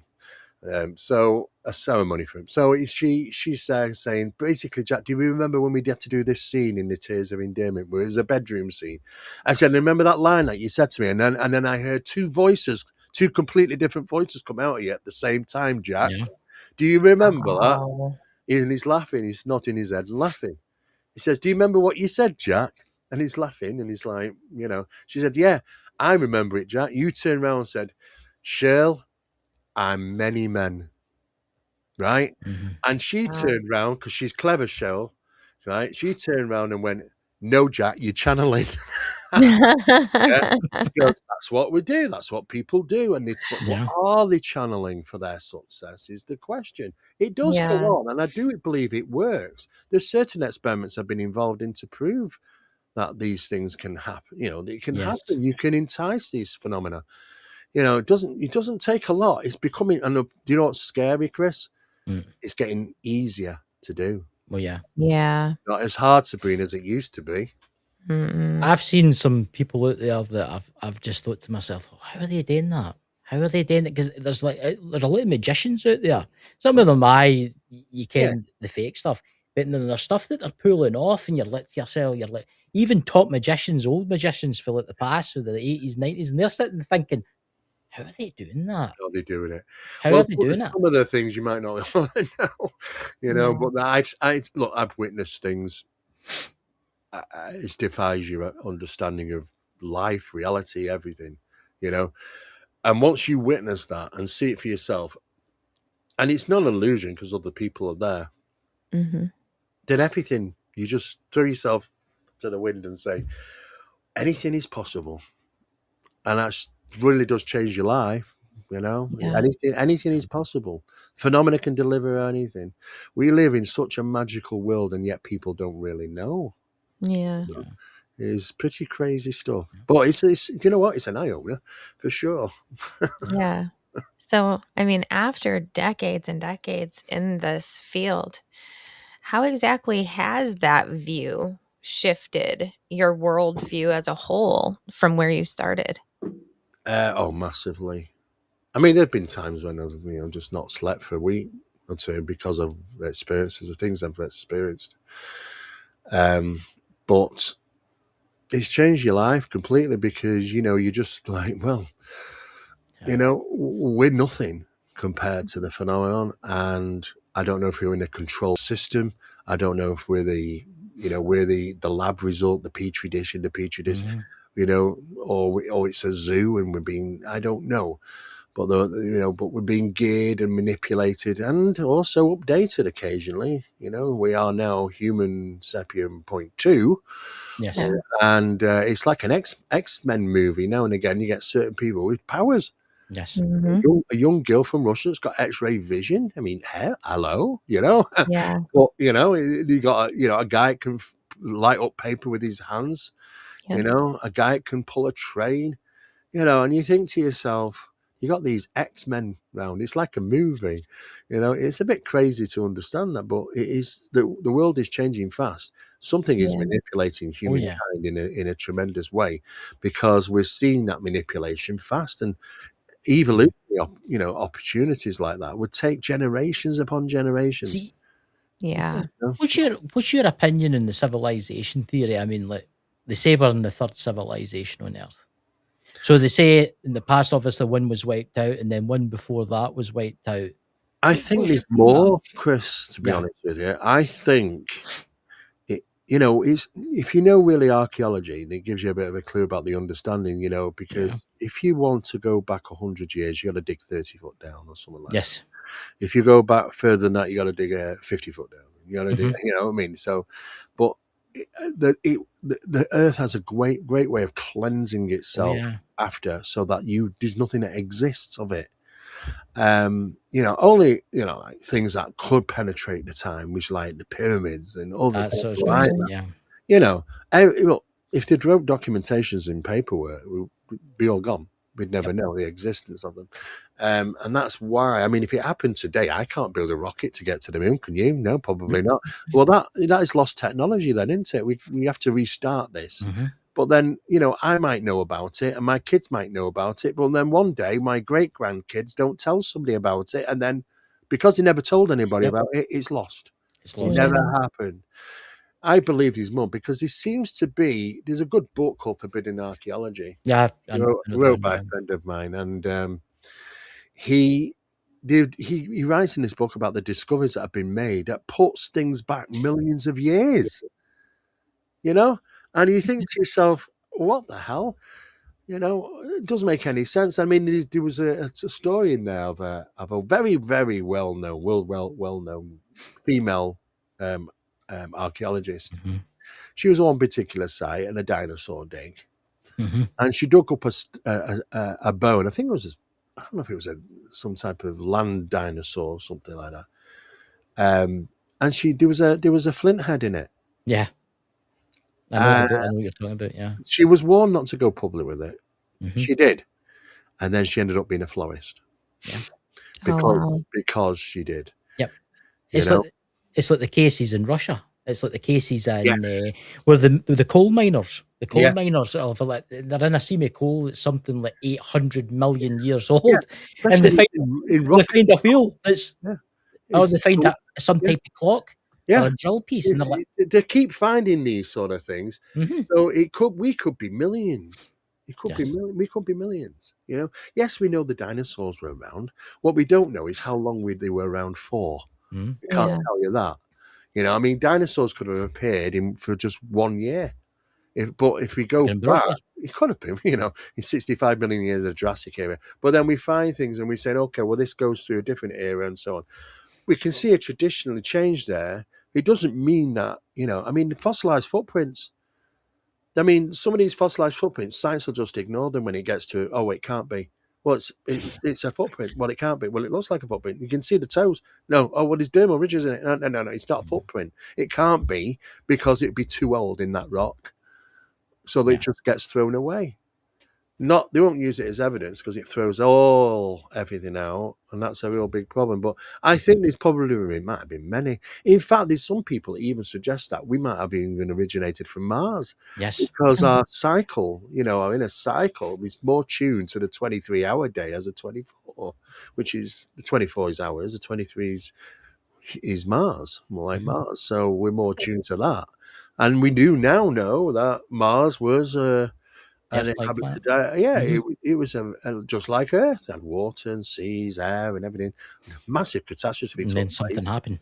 Millions of years ago, because civilization on there was obviously wiped out, but we can see that from bits of machinery parts and bits of cut stone and building. We know it's on there. We know there's been but it could be millions of years old, just as some of the stuff might be on the moon, which is millions of years old. But the fact is that there was a colonization by very much an intelligent life. What if we're that life?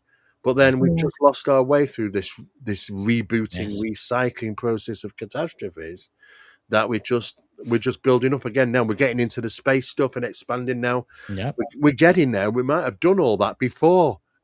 We might have been going to the moon and us coming to Earth. I'm going to let you go, Cinebira, because I know that you've got a question, and then I'll go after this because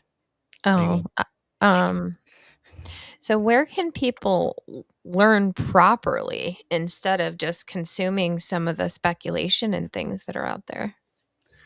Well, that's a really good question, Sabrina, because there are different places and they offer some of these things, offer these courses and knowledge you can obtain from them. Some of them are okay, some of them are terrible.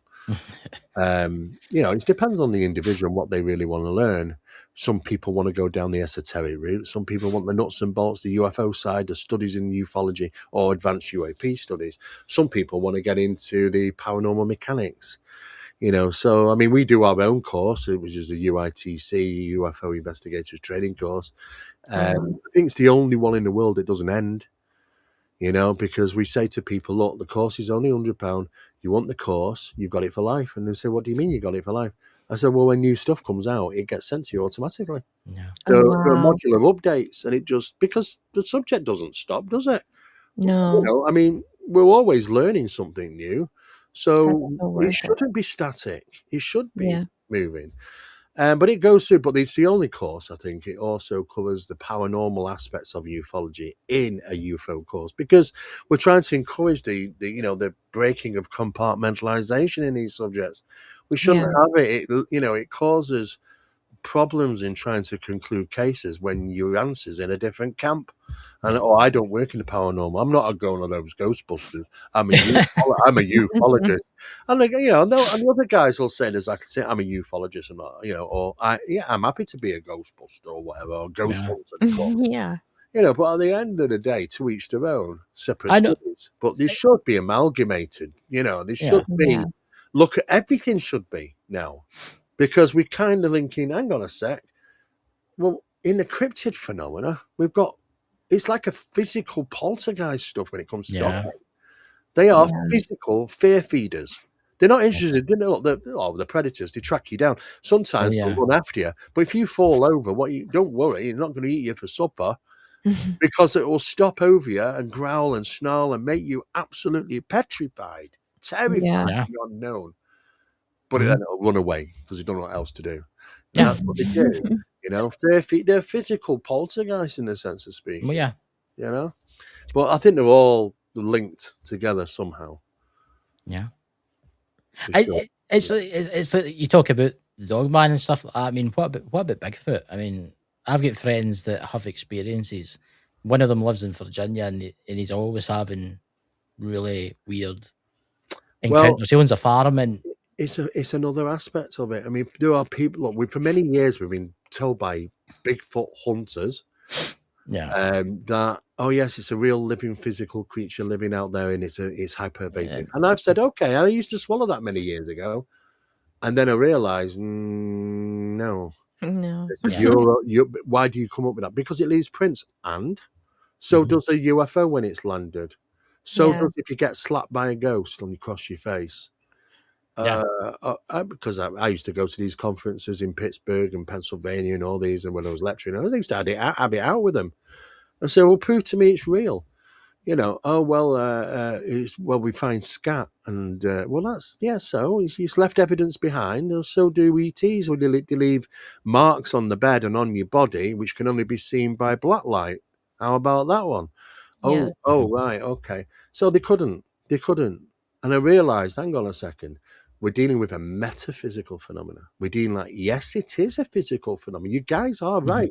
They're not wrong. We're both right. That's where it is. They never considers it's in the middle there, because some people go, it's physical, it's not physical, it's physical, it's both. It can be, and at times it's not. It can just vanish, it can disappear, it can cloak itself, be invisible, that sort of thing. It's accompanied by paranormal balls of light. Some people have reported that they've actually turned into balls of light and shot off at high speed. There was a guy only last week I was looking at, what's his name now? Mark Barton, poor guy. Honest to God, this guy's he's lost his mind. He did after his experience. I mean, he's shaking, he's crying.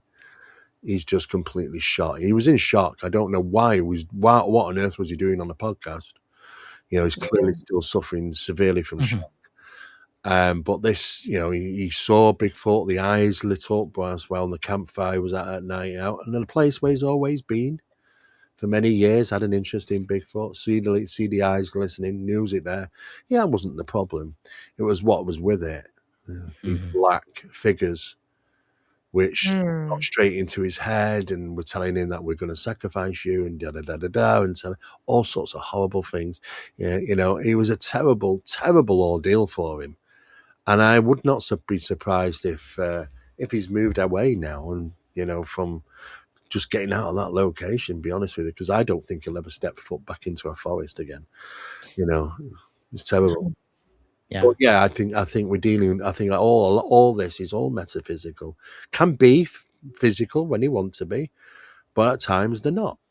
And I think we've got to wrap our heads around this understanding. It's all full of landing quantum mechanics at the end of the day. Yeah. Yeah, it's mind blowing actually when you think about it. I mean, it's like see with Bigfoot and that. I know there's been sightings of Bigfoot in the UK and stuff like that, but I'm going to stick to the United States right with this. What happens if at a point in time, let's say we're going back to the Native American Indians, right? Whoever these entities are, thought, oh, let's make these creatures they'll be scared of them, but they're stuck about these creatures, and that's the creatures you're seeing. That's Bigfoot that you're seeing. But it could be tulpas. They could be generated tulpas that have been created. Because a tulpa, I mean, just like the Philip experiment, I mean, it can become, you can create a ghost. Absolutely. Yes. There are 3 levels to that process. They stopped at level 1, the Philip experiment, which is basically incarnation, invocation to incarnation. And of course, the second level is that it becomes physical. And the third one is that physical independent phenomena interacts with you. Yes. Then you've got a tulpa. Then you've got something which is a real individual, a real thing, which can go out and create more of its own and do what it wants to do. There could be that. There could have been generated tulpas, absolutely. It was used in witchcraft, and it's been used in parapsychological tests and experiments and things. Yeah, for sure. I agree with that. You can birth something through belief. Yes. Yeah. Yeah, absolutely. Hence, phantom pregnancies in incubus cases. That's true. That's also the same sort of thing in a sense. So, what do you think now that people are starting to kind of open up to different experiences, and that includes the paranormal and UFO and anything else? But now that people are opening up, do you think that things are going to exponentially change within the next couple of years in terms of, what kinds of experiences people are now having and what things they're seeing? And are they ready to fully understand? No, they're not. That was a good one. They are no idea, what's ahead. But there's quite a bit of things I can't talk about that, but we've got to be able to manage this somehow. I mean, you're first to start with is you've got to get your head around spiritual technology and realize that the existence of spiritual technology, Yeah. because those two words should never mix, should they? No. But they exist for sure. They're actually even on proper documented government documents now, as well as occult physics, which is interesting. I think what occult physics is.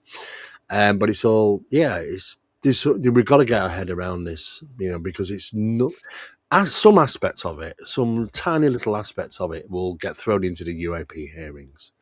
But in the circles that I've kept and the think tanks, the kind of people know that, that's just for the public. They're never going to get anything else. We might throw you a few more whistleblowers, Yeah. God knows what the governments have been doing. God knows. I mean, especially the American government. They've all been Jesus. The government have been employing the CIA with this phenomenon to try and weaponize it for the last 70 years. And they have achieved in some ways, for sure. But they also know how to... no, I can't tell you that. But they do know that they can be gifted. And they do know that there are certain things that they are doing, even now, which... through the process of invocation, I'm not going to tell you how they do it, but it works for sure. I've witnessed it. It does work, and it's a bit unnerving, But they really do put a display on sometimes, the phenomenon. Well, I kind of I have to ask this question because there'll be somebody watches this. What could you do weaponized wise with this technology? What could you do with it if it's weaponized? Command and intelligence to wipe you out. Right. Basically build things too, like maybe UFOs and stuff like that. Maybe build with anything you want, or supernatural assassination. Yeah. I didn't, you're forcing this out of me now, Chris. I have to ask it. But I know you have to ask these things. But that's just a primary one. I mean, there is there is worse. Believe it or not, than that. I can believe it. Wow. I can believe there's things. I can believe there's things so dark that you do not want to see. The thing is, though, I think what happens is you lose yourself. Yes. You lose yourself to this phenomena, and therefore you want it. Through greed, you want more out. Well, to have more out from the phenomena, you got to put more in. Yes. And to a point where one day you will not. One day you wake up, look in the mirror, and you think, "Oh my God, I can't believe I'm doing what I'm doing." Mm-hmm. Yeah. Why am I doing such horrible, terrible things for this phenomena? Yeah. And you lost yourself. That's the problem. If we didn't have greed, if greed didn't exist, we wouldn't have half the problem, to be honest with you. Well, the world would be a better It's place. always been like that, though, since caveman days. It's always the guy with the biggest stick, one. And it's the same now. And look where we are now. I mean, every day you wake up to hear the news about World War III. Oh God! The doomsday clock being closer than it's ever been before. And you look around and you think, has any one of them got any sense? I know. The phenomenon loves this. It wants it. Yeah. It loves it. It empowers it. It tries to get it. You don't give it what it wants, because this is when, you end up with, dropping bombs and stupid things. I mean, this is not the days of the Second World War where we drop one bomb and wipe out 250,000 people. Oh no, this is the atom bomb on steroids. Oh yeah. Now. Wow. Yeah. And not just one of them. I mean, it's just to the point where, what did he achieve from all this? Well, there's been a grand thing been going on of a long time about, depopulation. Yeah. And it's not really because it's the resources of the planet. Everybody wants to live near the coast. You know how much, it's just so much out there. There's places where man's never stepped foot. Build a city there. Oh, no, because we want the internet and we want to be able to watch TV and we want to be able to go surfing in the afternoon and we want to be able to have a shopping centre. Yeah. That is the problem with this planet. It was the people on it just. You can't just walk into the company. You have to make it what it was. We're not overpopulated. You know, if you took all the amount of people, which is about 8.2 billion on the planet now, and spread them across the whole planet, you could probably still go for a month without seeing somebody. Oh yeah. Oh wow. Look at Australia. Look at the continent. Look at Australia. It's Yeah, ridiculous. I mean, Ridiculous. Yeah. or Antarctica even. It is. Yeah, there's so many places, you know, but that's not the reason, because, you know, there's always been something at the back there saying, please sacrifice to me, please bloodlet to me, Yes. please. The deities from all around the world all wanted it. Even, you know, it even mentions that our own Christian God in the Bible said, I want you, Isaac, to sacrifice your son to me as a test. Oh, yeah, we was going to do it. Well, all the other deities wanted it, you know, and you question that. Why? Why did they want it? See, it's like technology like this, right? Technology like this, yeah, it's good. But then again, it can televise like the war in Iran right Well, now. the last word when you're talking about technology is the latest stuff now is basically saying that, and I've heard this in a number of different places, that AI will allow the phenomena to bridge itself better in our reality, because they're not in our reality for long, Chris. Yeah. They pop in, they go about the business, and they pop out. And sometimes they might take you to their reality and do what they're all their place and do what they do there, but they're not in our reality for very long, you know. So if AI does do that, now that's going to lead me to believe, okay, I need to research AI. Where did that come from? Where did the aspects, the ideas and stuff? Are you talking to AI? Or are you talking to wires? You know, I bet. Are you talking to AI, or are you talking to like a being for a different dimension? You know, you won't know, and we're come full circle right down to Aleister Crowley's Lamb. You know, through the practice and the Book of Law. We wanted everyone to have a coffee table book. The Book of Law. He wants everybody to follow this. I mean, I mean, it's like, as I say, with technology, everything's televised. So if people are getting afraid because they think there's going to be nuclear war and all that kind of stuff. 1940, when the war broke out, there was the bombers coming over. Yeah. But the only way they could get the news was the papers. That's the only or the way. radio. Yeah. But now it's everywhere. It's on your phone. It's on your iPad. It's on your TV. It's on your watch.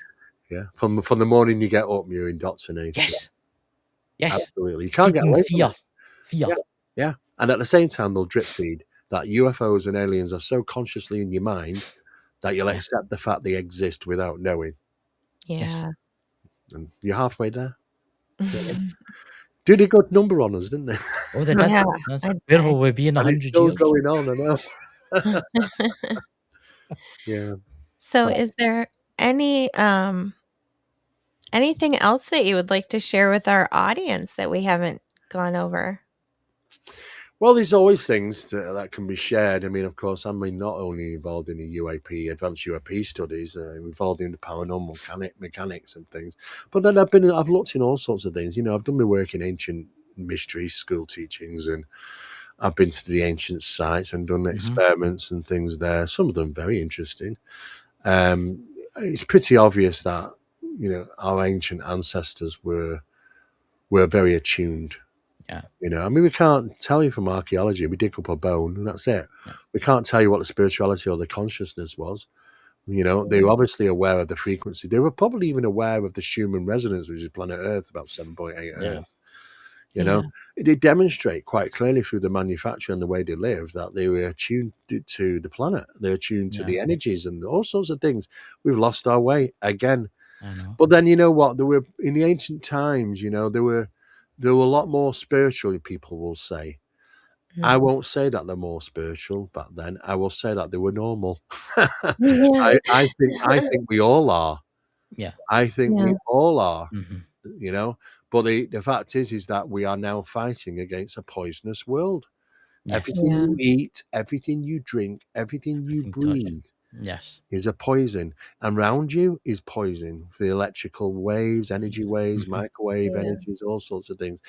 We're living in a poisonous world, and then we have children born to a poisonous world. You know, the problem is that we're very, very limited. Very limited compared to the purities of our ancient ancestors that didn't have. They had, you know, they were growing their own food. It was good food. The waters were coming down from the mountains, fresh water was good water. You know, Yeah. the air they're breathing wasn't toxic. You know, Yeah. there was no problems with that. And most of all, there wasn't all that radiation around then. You know, so Yeah. you know, but now we're poisoned. You know, we're highly limited. It takes a lot for people to be gifted to punch through that.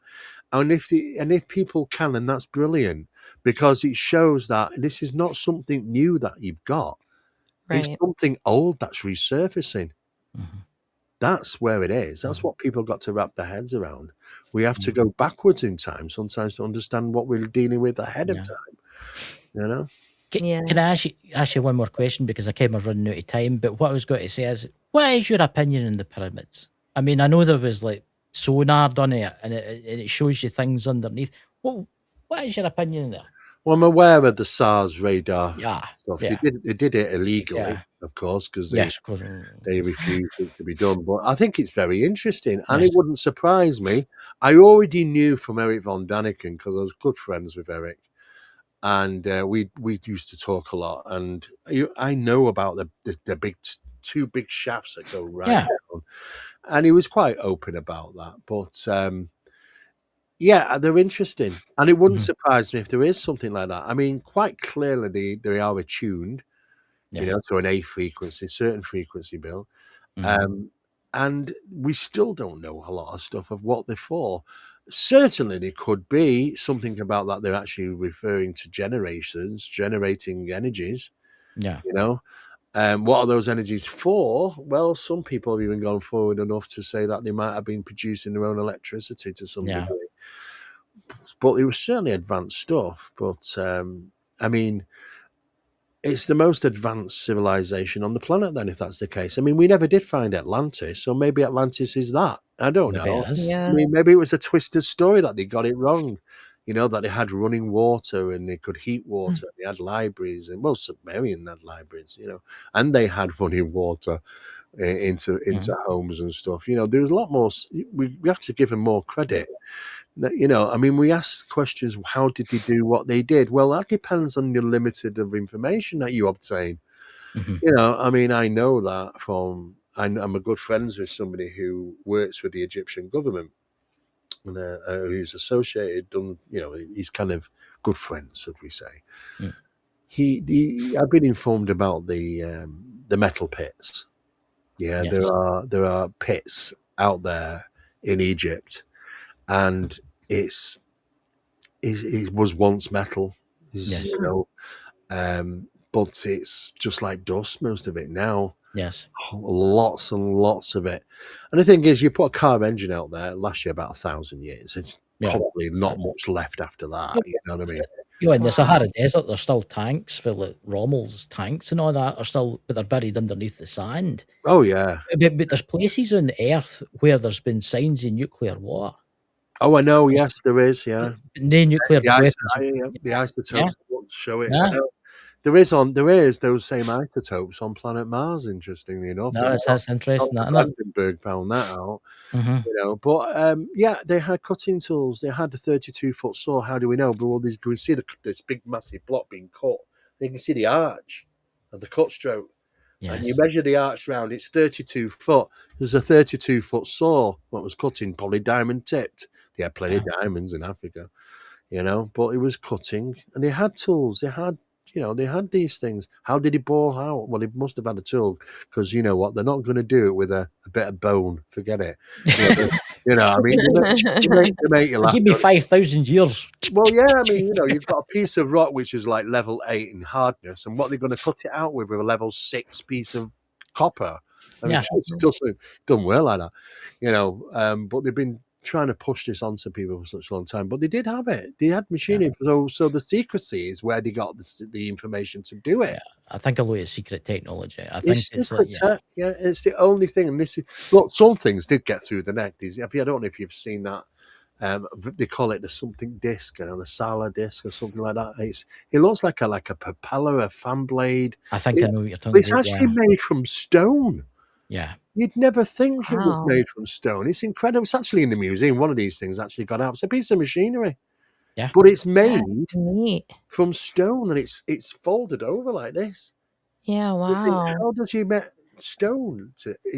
I don't know. But And it's how old was there. that one? Oh, it's thousands of years old. Yeah. Yeah. But Wow. it's in the National the Museum of Egypt, the Egyptian Oh, Museum. we need to go there. You know, Sabrina. We need to go It's, there. well, it's on Definitely. the internet if you look it up. I mean, it just looks like some type of propeller machinery or something. Yeah. Yeah. It just doesn't make any I sense. mean, But they must have had technologies to do it. well, you think about it. I mean, right? Let's take a civilization like Egypt, right? But say it was the civilization who built the pyramids, no the ones that buried Well, I think pharaohs. they adopted them. Yes, yeah, they found them and thought, oh, that would make a great Of place to course. bury my uncle McDougal or whatever, Yeah, right? but You know, none of them ever were in there though. They're yeah, all in the yeah. in a different place completely. I mean, you imagine, right? Imagine the pyramids covered in gold and electric things and flying ships, right? Something happens, right? 100,000 years later, Yeah, what's left? that's it. That's Desert. what you see is left. Then it gets pillaged by other Oh, aye. because things were taken from it. Gold and God knows Yeah, what. all sorts of things. I mean, quite clearly, the Sphinx did not have an Egyptian head on. It might have been a lion head. I don't think it might have been a jackal because dogs tend to lie more on the sides, front legs, and then on the side. Cats sit like that, don't they? Like the Sphinx does. Yeah. So I would have thought it probably would have been a large cat head on there originally. And then obviously because it's not proportionate, and you think to yourself, well, the Egyptians are pretty good at getting proportions right, Yeah. until it comes to the Sphinx, and you think to yourself, yeah, it was, and then he just took that down and recreated the head on it, from whatever cat it was or whatever, and then made it into the pharaoh at the time. I'm sure they adopted it. There's nothing, you know what? The Egyptians are very well known documentarians of their history. There's thousands of records. Everything from this is how we planted crops. This is how we did this, except for one thing. This is how we built the pyramids. I know. Yeah. I mean, Like we they would inherited never do that, So I say they adopted, but they don't want to tell people that because again, it pushes it all back even more, and One day issues. we'll find out. One day, yeah, I Yeah. hope so. Be nice, that wouldn't it? Yeah. Yeah. Well, I thank you so much again for joining us tonight. Thank you. I have Enjoyed it. one last question for you, and that's just where can people Oh. find you? Lots of different places and all over the internet. I usually just say to people, look, just put my name in, Steve Mera, and you'll find me and reachable. I do have my own YouTube channel, which is Steve Mera Mera official. I do put a lot of my work up there when I get chance. Project Doorway, Project Enigma, and other things I'm working on, research. So those videos on my YouTube channel. I have Facebook page, I have my Instagram. I'm on all the social media things, so people can always reach out to me that way. But I just say, look, most people will just probably Google and find me. There's so many different places out there. I've done so many different things. Yes. And I'll make sure to include all your links in the description as well. Absolutely, yeah. Thanks. make it I easy. mean, I also have obviously the website, which allows people to get the magazine. Which is that's free. nice. It comes out every month. It has been for the last 14 years. Oh, look at that. Wow. It's in 12 countries and 4 languages, and it goes out every month for free at the end of the month. And it's Phenomena Magazine, so it's phenomenamagazine.co.uk. You can grab that. Right. It's basically a research tool. It's for it's for networking, but it's free. We cover every topic in it. People are inquiring about the UITC course that we do on advanced UAP studies. That's on the website as well. That can be found on the same website. And of course, we do our own events as well, Awakening events here in Manchester. So yeah, we've done quite a few of them over the years as well. So yeah, anything really 360. We get involved in everything we really within this subject, and of course, TV and radio and documentaries as well. So it's a busy world. It is. Yeah. Well, Exciting too. I would just like to say thank you so much for coming on. I'll be watching this back again because there's so much knowledge learned tonight. And I hope you have a fantastic weekend, the rest of your weekend. Thank you guys. And feel free to get in touch with me again. Yeah. Yes. That Like I said, Definitely. there's always stuff to talk about. I agree. Yeah, and we'd love Yes. to have you back for Oh sure. yeah. Oh, that'd be awesome. Wonderful. Thank you very much. Thank you. Thank you. And all of you out there, Yes. thank you for joining us, and we hope you have a wonderful evening as well. Thank you. Bye. Bye, guys. Whispers crawl across the floor. Footsteps echo, then no more. Cold hands reach where light won't stay, calling you to come and play. Dancing shadows spinning fast, fear and laughter, they will clash. Beat of terror, pulse of night. Darkness sings but feels alive.